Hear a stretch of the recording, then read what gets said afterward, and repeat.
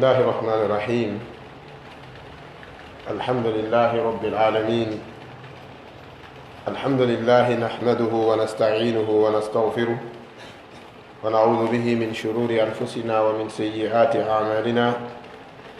فمن يهده الله فهو المهتدي ومن يضلل فلن تجد له وليا مرشدا. أشهد أن لا إله إلا الله ولي الصالحين، وأشهد أن محمدا عبده ورسوله، وأشهد أنه قد بلغ الرسالة وعد الأمانة ونصح للأمة وتركها على محجة بيضاء ليلها كنهارها لا يزيغ عنها إلا هالك. وهو صلى الله عليه وسلم كما قيل: ما من خير إلا وقد دلنا إليه، وما من شر إلا وقد حذرنا منه. صلوات ربنا وسلامه عليه وعلى آل بيته الطيبين الطاهرين وعلى أصحابه المجاهدين الأبرار الكرام، وعلى من تمسك بدينه واهتدى بهديه وتمسك بآثاره إلى يوم الدين. إخوة الإيمان، فاتقوا الله تعالى وتمسكوا بتعاليم دينكم الحنيف، وهذروا كل الحذر من المحدثات، فإنها لا تنفع في الدنيا والآخرة. فلا علينا كمسلمين إلا أن نتمسك بكتاب الله وبسنة نبيه صلى الله عليه وسلم عقيدة وخلقا وعبادة. عباد الله، اعلموا أننا في أيام كثرت فيها الكلام حول الاحتفال بذكرى مولد نبينا محمد صلى الله عليه وسلم، فالكل يتكلم، فالكل بما لديه يفرح، لكن الحق واضح كل الوضوح، لأن الحق لا يستنبط إلا من الكتاب والسنة، فالدين كله مصدره كتاب الله وسنة رسوله صلى الله عليه وسلم، فما سواهما فهو باطل يبتعد عنه. فالدين كما قال إمام مالك ابن أنس رحمه الله تعالى: ما لم يكن دينا بالأمس فلا يكون دينا اليوم. فهذه الأمة تبتلى بعلماء سوء ينتسبون إلى العلم، لكن إما أنهم يحملون العلم بلا زكاء أنفسهم فلا ينتفعون بالعلم ولا ينفعون به، بل يتخذون علمهم وسيلة لصد الأمة عن الحق والاستقامة، وإما أنهم يتعاملون ولا علم عندهم. وكلا الصنفين موجود اليوم بيننا. هناك من هو عالم بالعلم ومنحرف عن العمل بعلمه، وهناك من يدعي العلم ويدعي المعرفة وهو جاهل بقواعد الإسلام. ففي كلهما فتنة وبوار وهلاك لهذه الأمة، أجارنا الله من فتنة الجهل. musidɓe julɓe tedduɓe, ɓaawa yettugol Allah subhanahu wa ta'ala, moƴƴorɗo e meɗen kaɗo diina islam, o waɗi en julɓe, o accirari en nin, o nuli nelaɗo e meɗen mo hino tindina en ko kanko Allah o faala. Oɗo nelaɗo kadi o wuddirari, o yettini, o laaɓani mofte ɗen reedu. ala moƴƴere sina o tindini mofte ɗen, no nden ɗon moƴƴere heɓorta. ala bone sina o rentini kadi mofte ɗen e on ɗon bone. Allahu tabaraka wa ta'ala seeditanimo ko alqur'anare teddude: wama huwa ala alghaybi bidanin. kanko oɗo nelaɗo o wonari ko wirni ko Allah jonnimo ɗo ko wuddirɗo, bal kanko o yiɗan yimɓe ɓe moƴƴere nden, haysi tawi kanko nelaɗo on o lorroto. ko ɗum waɗi Allahu tabaraka wa ta'ala wi en ka simore alqur'an, o wi: laqad ja'akum rasulun min anfusikum azizun alayhi ma anittum harisun alaykum bil mu'minina raufur rahim.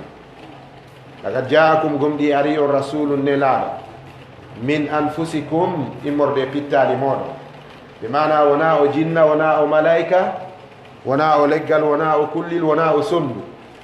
oɗo ko min anfusikum, ko immorde e moɗon ko gorko e suddiɗo residiri jibinimo wano enen kadi jibiniraɗen noon o jibinate kala teral wongal e bani adama hino e makko kala ko Allah okki bani adama hino e makko sina ko Allah ɓurdindinimo kon waɗugol mo nelaɗo waɗa mo annabajo waɗa mo kadi ɓurɗo moƴƴude kadi e tagu Allah mum idan oɗo nelaɗo Allah tabaraka wa taala wi azizun alayhi kanko hino satta e makko ma anittum konko tankoto firoɓe alqur'ana heewɓe sen daari wano oɗo karamakojo maketeɗo imam al-Kulabi goɗɗo e wawuɓe firo alqur'ana seeditanaɗo si firi firogol no selli inda ulama e ahli sunnati wal jamaa o maki azizun alayhi ma anittum on ɗo ko ay azizun alayhi ma tut'ibuna anfusakum fil muhdasat koko wonɗon tampinde pittali moɗon e nder ɗiɗe dewe sincade dewe ɗe ala iwdi ala awdi ala lasli ka deftere Allah ala lasli ka sunna annabijo sallallahu alaihi wasallam ko wartoto ɗon fiiɗeɗo dewe kon hino sattayoɗo nela azizun alayhi ma anittum harisun alaykum oɗo nelaɗo himo rerɗi e dow moɗon woni himo dari bimbi e kiikiɗe jemma e ñalorma ndiyan e nangue heege e harande himo dari tun himo haɓɓiti ɗeɗo mofte makko daɗa e halkare annabijo sallallahu alaihi wasallam kamɓe tigi ɓe firi aya on e nder hadise maɓɓe ɓe maaki masali wa masalukum misal angal e misal mongal hino waywa neɗɗo aynowo dammi e ladde ka tumbere wula joni noon niwre nden tawamo ka wula himo jogii dammi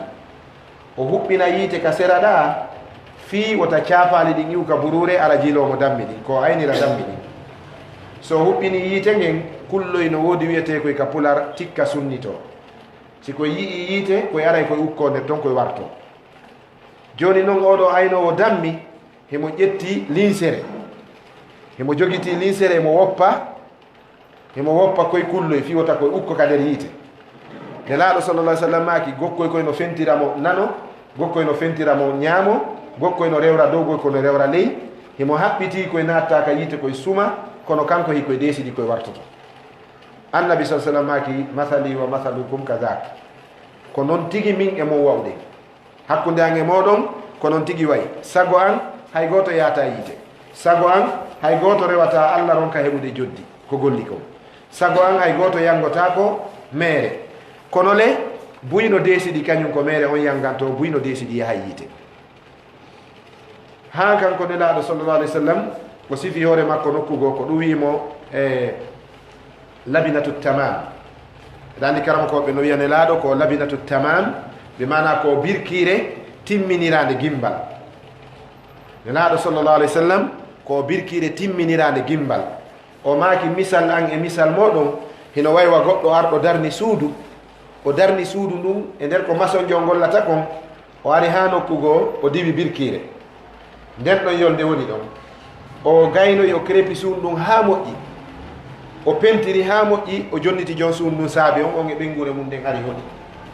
joni noon kala arɗo rewi ɗon wiya eppa ndu suudu no laaɓa ella on fof ko nde yonde ɗo ella on fof ko nde ɗo birkire si nde ɗo wattano harayno moodi ndu suudu ɗo ndu timmi nelaɗo maaki awa ana tilkal labina komin woni nden birkire ɗo ɓe mana gurdan tage fo ngon timma ɓawo annabijo sallllahu alayhi wa sallam eɗen seedi to reweteɗo wo ala e dow goonga e dow haqiqa sina kanko Allah tabaraka wa taala heɗen seedi to wonde Muhammadu oɗo ko nelaɗo Allah e hoore goonga o yettini diina kam fof ko Allah faala kon fof o yettini ko Allah faalaka kon fof kadi o rentini wota gooto sikku karama koɓe ɓen no accana ko ɓe ɓeydita ka diina ɗum ko paljonno wota gooto sikku mawɓe ɓen no accana kaɓe ɓeydita ka diina ɗum na diina wota gooto sikku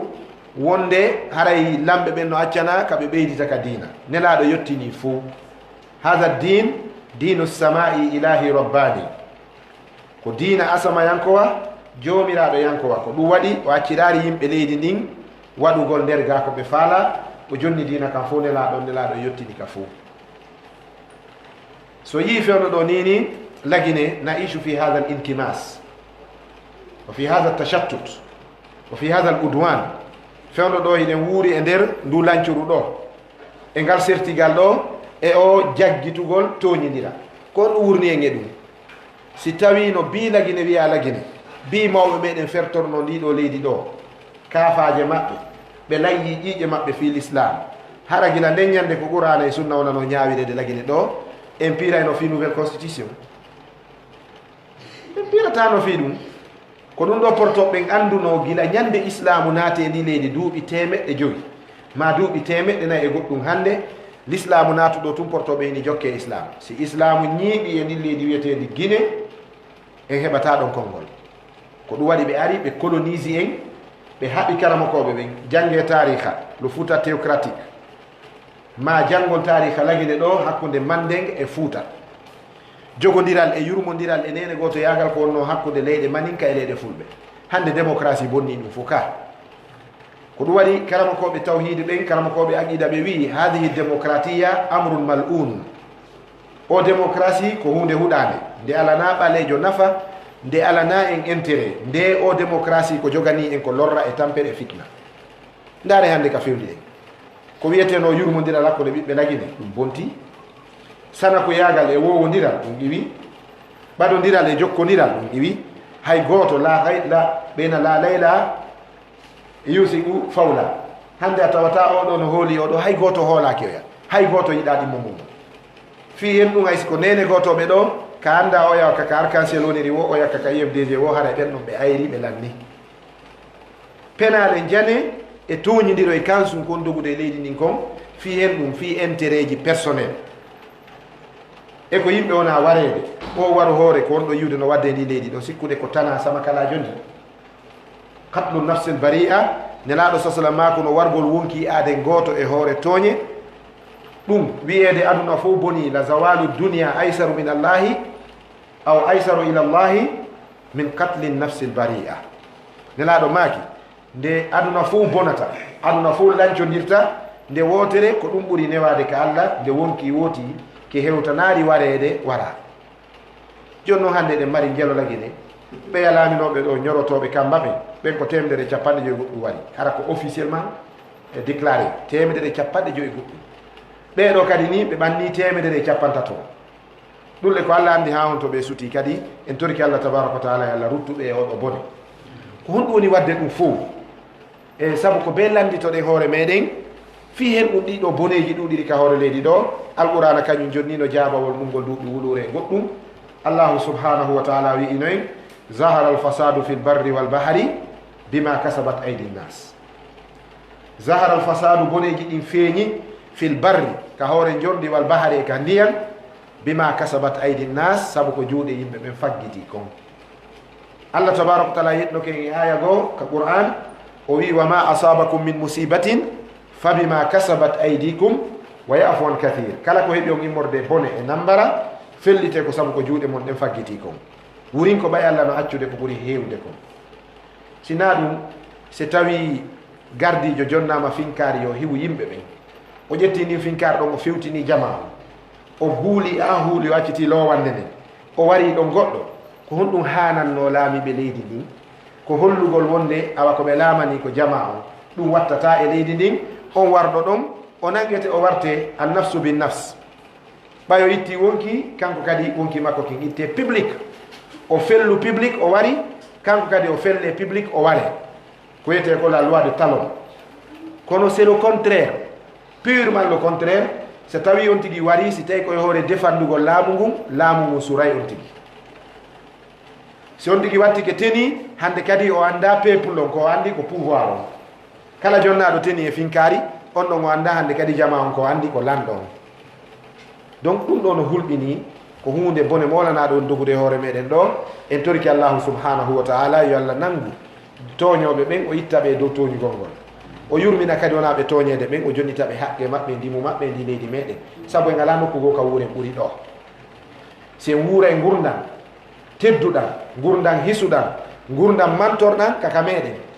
ɓeya anglais ɓe gaynino wolde ɓe wi no place like home ala ka way waka ma hay siɗa weela hay siɗa tampi ko wuurata kon kama no ɓuri newade no ɓuri fotude ko wuurata ka goɗɗo kon tawa ka risarde ko alɗuɗo wuurugol ka mum ko baaso no ɓuri welde wuurugol ka goɗɗo ko galo wonugol ka mum laame no ɓuri moƴƴande bani adama wonde ka goɗɗo laamu na gootum neɗɗo ko ɓuri mo moƴƴande kaka makko si tawi wayi ni ha joni wiyama leydi ndi wuuli kam ɗum ƴawatako en torki Allah tabaraka wa taala e ittan en ɗum kono noon ka angal suuɗugol jama on haqiqa on leydi lagine ndin en fof en wopidu wopande wotere en fof en wopidu wopande wotere ka tawi ɗo yimɓe ɓe naɓe prêt fi ƴettugol diina kan implémenta kaka gurdam maɓɓe tanfisu sharia fi hayatil bachar si ɗum waɗari e hoore yimɓe Allah tabaraka wa taala wi ayni tan ɓe fitna tentini yimɓe tawɓe diina c'était facile yo lagine ñaawir sharia sabu hande mo wi yo lagine ñaawir sharia ne ɓayo waɗari bayana e khutba nangoɓe mo ɓen ɗo jogomo ko France iwrata kaso makko on ko CPI kono wa nden ñande hari no newi yo sharia o ñaawire oɗe leydi na feɗugol mayɓe ɓe yo Allah yurɓe ɓe yaafo kono ɓe jaɓayno ɗum ɓe gollitira deftere Allah nden e sunna nelaɗo on sallallahu alayhi wa sallam kono ɗum ɗon ɓe yinnayi si ndiyan ɗan hibbiɗan nokkotako hande kadi enen fewdiɓɓen kadi enen kadi ɗen jarribora en juulay en hooray modi en ittay sadaka kono haqiqa o rewgol ka salafu salih e rewno ɗon ɗum ɗo kan hawranade julɓe ɓen ɗum ɗo hawranade ɗule si yeyta ɗen wonde alkhayru kulluhu fi ittiba'i man salaf walsharru kulluhu fi ittiba'i man khalaf moƴƴere nden fof ko wonani en ka diina ko jokkugol moƴƴuɓe aramɓe ɓen bone on fof ka diina ko jokkugol sakkiti ɓen acca aramɓe ɓen no jeeya e paljol molanagol nde goɗɗo wiyata min komi ñentinta ka diina ko karamokoɓe wooda wuuraɓe ɓen wuuridaɓe ɓen woodaɓe ɓen karamokoɓe woodaɓe wuuridaɓe na ñentinteɓe karamokoɓe wuuridaɓe woodaɓe ɓen ko jangueteɓe e juuɗe mum jokketeɓe ɓen ka diina ko aramɓe ɓen ɓen ɓe jarriborano ka fitnaji ɗin ko ɗum si ceerno meɗen cheikh arrohayli o maki wonde ɗeɗo mofte ɗe jarriborama hande karamokoɓe ɓe feewa peewal ngal ɗo wona fi zina wona fi ñamugol jawle yimɓe wujjugol wona kansugol ko woni Allah jarribori hande mofte ɗen karamokoɓe ɓe andanɗa hoore ma heɓe dambiti e gandal ngal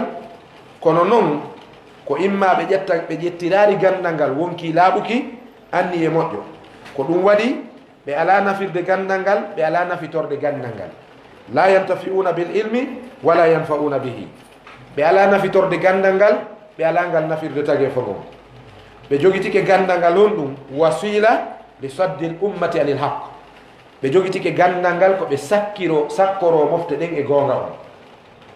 ko ɗum waɗi so yewti fi nde toɓɓere fewndinde hande fi waɗalngol nelaɗo mawlid siko ange majjuɗo woni yewtude o mutotako on yewtay tun seeɗa o ina mi nani ko wi ɗon kon ko gonga kono mi sali min mi hayni ñamoya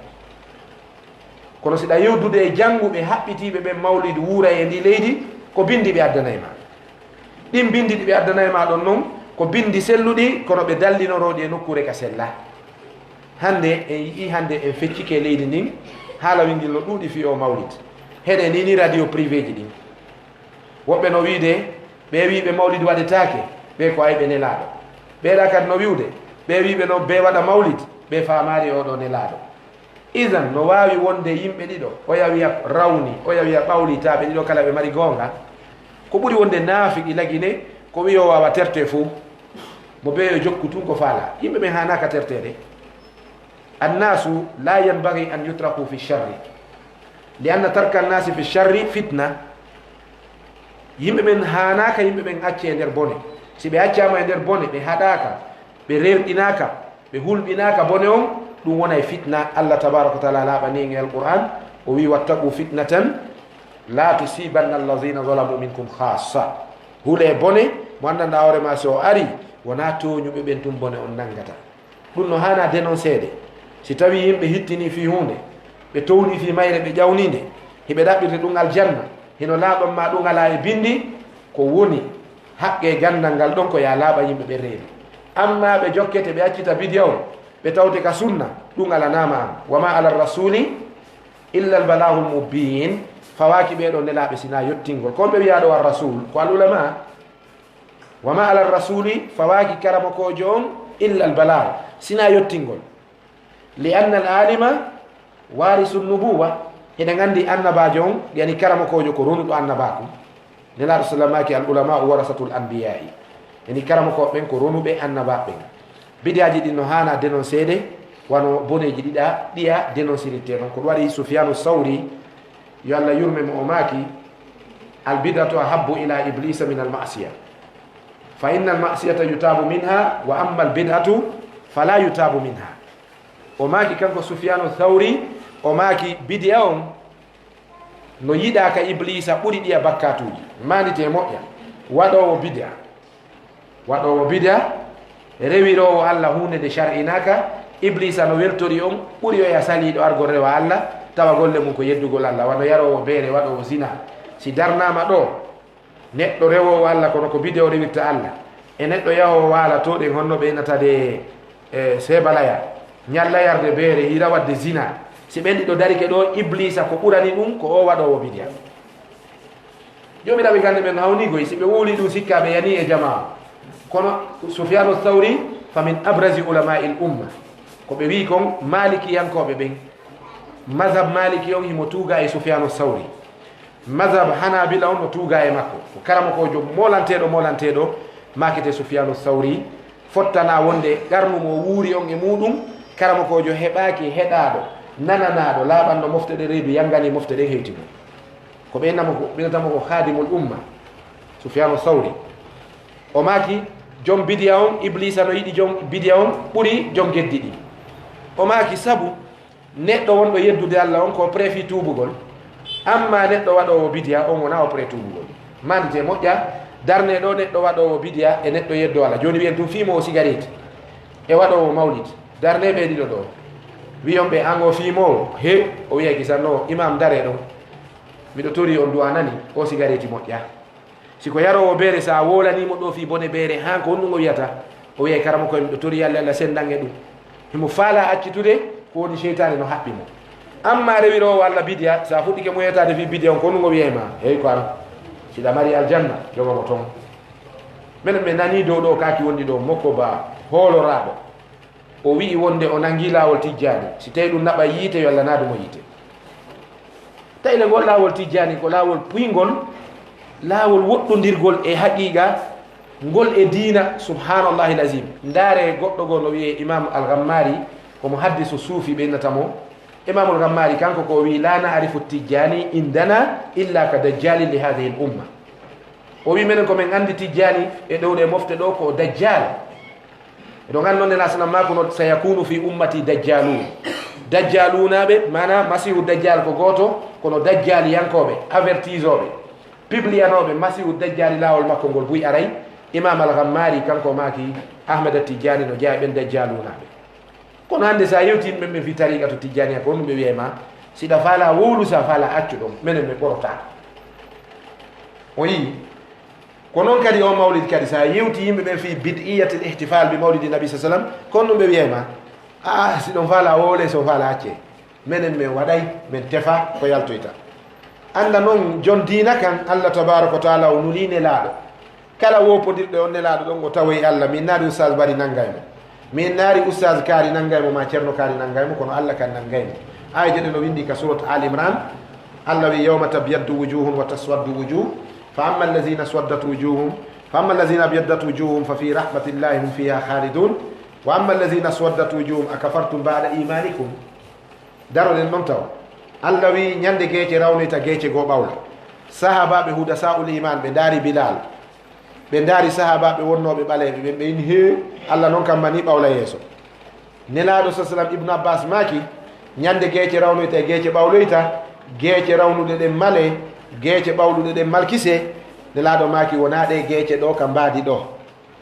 wona ɗe geece ka mbaadi ɗo nelaɗo sallah sallam ɓe maki wonde allazina abyaddat wujuhum fahum ahlul athar wa amma allazina swaddat wujuhum fahum ahlul bidai wal muhdasat nelaɗo maki ɓe geece mum niɓɓitoyta ñande dargal ko rewoɓe Allah rewira Allah ko sinca kon ɓe geece mum rawnoyta ɓen ko jokkuɓe qur'ana e sunna ɓen rewiri Allah ko ari e nder mum kon ɓe aroye ñande dargal hara geece maɓɓe ɗe no rawni Allah waɗe jeeyaɓe maɓɓe fewno ɗo alkalam ɓe inna alkalam yastajilu fewno ɗo haala kam woni cippiro no wawa basket ɓeeɗano bugo nanga fiyoɗo mawlid hande ni bimbi ko radio e koye mi weeti heɗade hankin kadi mi heɗino wallahi woɓɓe go no wola e radio ɓenni wo lagineɗe duwa yaltinde ɗo ɓe yimɓe wiyoɓe mawlid o tawaɗe ɓe ko ay ɓe nelaɗo eɗen hiɗe nangodirta e probléme fiya amulam fe e alammane heɗo woli kadi firaɗagoloɓe goo sikki guinéɓe ɓen kadi no nawni sina ɗum fewno ɗo ko jogodiral wolte fi mo naraɗagol mo mbeya e groupe mum walla guiɗe par ce que so memmini ɗum ko amullam fe goo kadi memminoto wona amullam fe plus a famine ara e heeɓi non gonɗe donc yimɓe ɓe yo sellu memmingol fitna ka waali dina kay yo wowle yo ka wowle e hoore dalil mo ɓe yo ar wowla dina kam woni marchandise saadaɗo ko si tawi no yeesoɓe dina ɓen hara ko ɓendunoɓe wano ɓe joɗɗiniri ni almamijo fi himo waɗi choix politique himo waɗi kan himo suuɓi ka wonira ɓe wi o wolta e nder leydi ndi fof hannde on faami imam yaya o wolta lagi ndi fof hannde yo fanko gude ko noon kadi ɓe warrayno ɓe naw noon kadi jooɗe kala wolirɗo bindi o wowlay kala mo woliranmin bindi yo fanko kono sariya lagine on ko sengo ƴettira on faami wallahi bi lagine waali mandite kala faalaɗo heɓde teddungal ɗo o heeɗe o jaɓane ɗo ko côté pouvoir on wonirta siko on tigi accane labiraka noon c'est pas bon par ce que peeji ɗin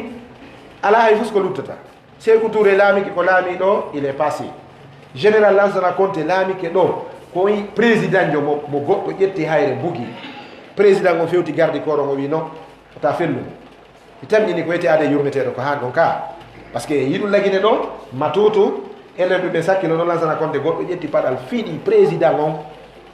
e yii kadi président on kadi Lansana Conté ba Mamadou kadi gegeɗi ɓe fotti hoore pont qui avait reculé gombo rekilu noon c'est le président andi sa daari ɗum ɗon ko systéme fi neɓugol ɓuttu par ce que celui le président so wino nde ñande felle o ɓe fellayno mum kala ko wino nde ñande kono ko daarugol si leydi ndi wuli hay kanko tigi lanɗo moƴƴanamo donc kala lanɗo joom fitna yiɗuɗo bone encourage owo bone e leydi o moƴƴana yimɓe makko ɓe lanɗo koyo wonu ɓuttinowo ɗaɓɓowo laamu kadi ko wonu ɓuttinowo na yo wonoade fitna puisque si tawi mo beeno huɓɓi yiite mo beeno huɓɓi yiite mo beeno faala nambara honno fokkitude on va brûler le pays ko leydi ndi wonɗe sunnude e se sunni lagine ɗo konto marɗen ka jeeyɗe sinara ko lakara hotirɗe e ɓay noon toon kan summa ila rabbikum tuhsharuna summa ila rabbikum turjauna wa ila llahi marji'ukum ka toon kan en hewto e toon kono yen kum wonten ɗo kum dankoɗen leydi men ndi yurmenen leydi men ndin jogodiɗen e hoore haqiya mi ilti kadi mi nani e radio go kadi woɓɓe go kadi no inna wo ɓe wonɓe wiide yo mawlid on waɗe ɓe hay nokku ɓe tippa e bindi joni wota en muuti e khutba on ha waɗen ko wiyete tafsil baynal qawlayni ɓeeɗa wi yo mawlid on waɗe wo waɗugol mawlid on ko mande yiɗugol nelaɗo sallallah alih w sallam ɓeeɗa wi woto en waɗu mawlid on saabu angal waɗugol ngol ko mande yiɗugol nelaɗo sallallah alih w sallam ndaare ɗo an yiɗa mari rewɓe ɗiɗo o yawi hande ko ndiyam wulɗan ittirtonkoje ɓayɗo welalan o yawi ko ndiyam glace ittirtonkoje ɓayɗo welalan si an jongale ɗa wattanare haqqila mayata nde ñande ko nde ñande mayata par ce que o mo ndiyam ɓuɓuɗan ɗa décide a yara ha hara luttinari ka yara wulɗan o mo wulɗan si hattike nde ñande a loƴoto donc yoɓe accio taɓe waru en taɓe waɗiri en haala yoɓe yeeto yimɓe ɓen ko laaɓi kon dina kan si tawi ka darama tawi ka yamiraka ka alqur'ana ko wona waɗede kon ala ka alqur'ana darama ka hadiseje nelaɗo ala nder ton darama ka kuuɗe sahaba ɓen ala nder ton darama ka defte sharia fimu windaki nder ton harayna dewal mo jokkay yo o jokkir wano jokkirɗen ni parti politique intérêt ɓay pellet ka mawlid minen ɗo autorité on en tant que autorité minen mari intérêt nder mawlid juulide ɓe waɗa e enveloppe andi on ɗon intérêt no ton donc yen laaɓodir haray mawlid on ko be so waɗata addane men enveloppe on ɓay men wowti laaɓodiren ko intérêt woni nder ton budget no vota ñaamu no nder ton teddule no nder ton mo wi noon yo ɗen fermo ɗo ɓe ferma e mo hunduko guinejo hay so harata fi ñaamu on o itta e hoore ko ɗo woni probléme on kono mawlid wona bindi addi ɗum fewu seede na bindi addi waɗango nelaɗo mawlid windaki alqur'ana nulle part windaki e qur'ana kala nuli en waɗɗum hiɗen juulude eɗen horde ɗen janngude qur'ana kommo nuli en allah hiɗen arde juulugol juma kommo nuli en fottuɗo juulen juma allah ida nudiya lissolati min yawmi ljuma fasaw ila dicrillah allah wi yacce aron juulo hiɗen ittude sadaka kommo nuli en ɗum allah wi wa anfiqu hiɗen yaade hajju allah wi walillahi ala nnasi hijjul bayt hiɗen janngude alqur'ana allahu tabaraka wa taala wi en janngu qur'ana fagra'u ma tayassara min alqur'an mo ɓe yo eto yeru ko wawi janngude kon e qur'ana yo janngu hiɗen horde suumaye kommo wi en hooru faman shahida minkum shahra falyasumhu ko allah wi en hooru en jaɓi ɗum ɗo fof ko Allah nuli en ka ok joni noon addane en aya qur'ana ka Allah wi ihtafilu bil mawlid waɗe mawlud a yiyata ka ɗum windi aya qur'ana iɓen ka qur'ana aren ka sunna ka hadiseje nelaɗo karamokoɓe ɓen woni ɓaleɓe guinéen ɓe africain ɓe maraneɓe portoɓe ma arabuɓe kala mo nanɗa no wola fi mawlid sa landike mo dalil ko toɓɓere wotere o mari nden toɓɓere kande sella dalil ko wonde nelaɗo hoorayno tenere nden ɓay ɓe hoori tenen ɓe landa ko honɗum wonɗon hoorande tenen ɓe maaki koye nden ñalande mi jibina acce musidɓe juɓɓe tedduɓe joɗɗintine haqqillaji men ɗin ñalande mawlid nden ko hande wona wiyeede 12 rabiul awwal paran ɗimmuru est ce que yallino selli nelaɗo ko ñande 12 paran ɗimmuru jibina ɗum sella e bindi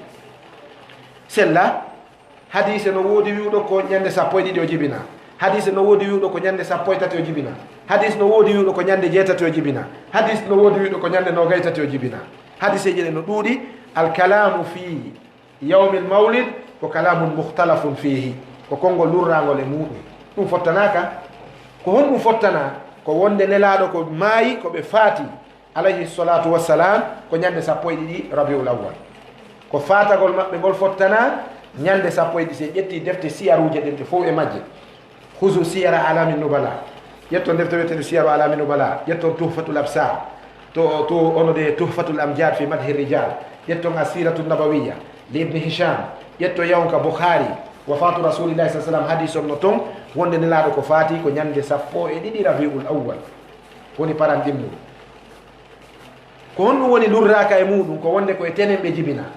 joni se en wi'i ɓay nelaɗo hoori tenen en heeɓi dalil waɗgol mawlid falillahi alhamdu wal minna haray ko yen daaru ko onno nelaɗo waɗirno mawlid mumum ka ko onno ɓe waruno ko korka ɓe hooru ka ɓe hooru sama yawma al isnain fa su'ila an siyamihi yawma al isnain fa qala fa dhaka al yawmu wulidtu o hoori kanko nelaɗo tenerre nden o landa ko ɗum hoornimo tenen o maaki ko neñande mi jibina awa si ɗen yiiɗi nelaɗo waɗangol ɓe mawlid ko hoorugol tenerre we fodde gurdam wona ɗaɓɓugol tenerre d' abord taw hannde ɗo ko juma lagine no wadde mawlid hannde ko juma donc en woppodiɗi e mawlid nelaɗo on par ce que nelaɗo maaki wulittu fi yawmin isnain fa sumtuhu mi jibina ñande tenen mi hoori nde joni noon enen ko 12 wonɗe juggande wona tenerre ndi awa si en wiyayno be toɗɗoɗe ñalande waɗango nelaɗo mawlid ko tenerre ɗaɓɓayno ɗen ɗum kadi na ñamugol wona ƴakkotew wona yaro kafe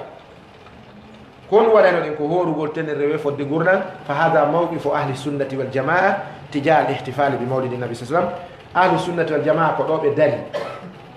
ɓe dari salafuhum wa khalafuhum ko ɗo ɓe dari menen min hooray tenen je ɗen saabu ko ɗon nelaɗo jibina ɓeɗen hoorde ɓay nelaɗo hoori tawde kadi ko ɗon ɓe jibina amma ñande 12 on ɓay min yananaka jibinede maɓɓe min joguitata ko ɗum iwon enen ɗon toɓɓere aron kadi ka nowne no mawlid o wona waɗirede noon on yiyay majjere e nder golle ɗen mi innani nde ɗo juulidde kono wa billahi aleykum mi senni Allah e dow moɗon yalli juuliddaji ala ɓay min hanki mi juuli futuro e juulidde komi nani imam on no ina meɗen andi kala jongalle ɗo mo addari ko wiya kon min huwodira e makko Allah tigi huwodiri e goɗɗo fi sadaka la yukallifu llahu nafsan illa ma ataha o aya no metti famde illa ma ataha ɓe henna yeru ko Allah hokkimo kon non wona ɗum Allah fawarima sina yeru kon ko yiɗuɗa ittugole ko Allah hokkuma kon ko ɗum waɗi sa itti sadaka falaka ittude Allah wi hen ɗum la tubtilu sadaqatikum bil manni wal adha kalladi yunfiqu malahu riya annasi ka la yaqdiruna ala shay'in mimma kasabu famathaluhu kamathali safwanin alayhi turabun fa asabahu wabilun fatarakahu salda mo waɗi waɗirade fi Allah falaka ittude mo mari baraji wala baraji e joni noon ko on woni o sharia ɗo kala mo addari 25 000 wiya ɗo min huwodiray so jibini bobo min acciday moye makko modi yimɓe ɓe mbayno tampini hoore mum mi noddu ɗumɓe am inni min sim jibinanama ɗo bobo ko min jombi heeɓi accide lage mum daaro ɓay miɗo mari musidal a faami miɗo mari siɓɓe ka dina uhuwa fi din wa uhuwa fi rahim so ɗon faala aren tawa ɗon si Allah no newmini on yaro ɓuɓukal si Allah waɗi heeɓi ke ɓayi layya fewdotoɗo e mafata ko fi layya jibinɗo bobo ɗo wartoto fiyoyɗo dammol tawale ñawore nden ino ɓattoniri hakkude layya inde bobo pellet kala jibinanaɗo ɗo bobo fewndi fembugol bobo on heɓani coggu dammol musdalngal moɓɓotore makko minen a hersinay min e aduna ɓe jonnidira e ɗon juuɗe ɓe soodoya dammil molanangel ɓe adda ɓe yiino awa ɓayo fonda menen min heeɓi kono a yiyataka musidal moɓani patron jo ɗo fi o ittani layya ka ko no woni différence hakkude ittugol layya e dammol denna bo ñawor no fota ter hino fota ter hay noone no tewu mu sendirte noon no fota ter kono dammol layya sendirte noon ko noon te dammol denna bo sendirte kono ngal gandal yimɓe ɓe ngalangal ɓe faalaka kadi jaɓande ɓe Allah okki ɓe ngal joni haren ka noone no mawlido wona waɗirede noon forsugol jama o wiya jama o ɓe itta ko on to itteden on to marɗen ka itten dalil ɗum ɗiɗi sen itti kadi argol defa ka juulirde ñaama ga yara kafe o berle ɗuma ko honto ittuɗen dalil ɗum